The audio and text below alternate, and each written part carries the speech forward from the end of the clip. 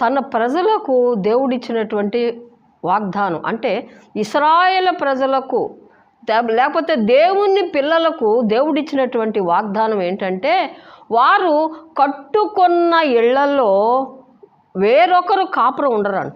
దేవుని స్తోత్రం. మన ఇష్టంగా కట్టుకున్నటువంటి ఇళ్ళు ఏవైతే ఉన్నావో, దేవుడిచ్చిన ఇళ్ళు, దేవుడు ఎవరికిచ్చిన వాళ్ళల్లో వాళ్ళే కాపురం ఉంటారంట. ఆమేన్. అది దేవుడిచ్చినటువంటి వాగ్దానం, ఆశీర్వాదం. తర్వాత వారు నాటుకున్న దేవుని ప్రజలు ఎవరైతే ఉన్నారో వారు నాటుకున్నటువంటి ఫలాలు, దేవుని స్తోత్రం, వారే అనుభవిస్తారు. వారి పిల్లలే అనుభవిస్తారు. ఆమేన్. దేవుని స్తోత్రం. అంత మాత్రమే కాకుండా దేవుడు తన ప్రజలకు ఇచ్చినటువంటి ఆయుష్ వృక్షాయుష్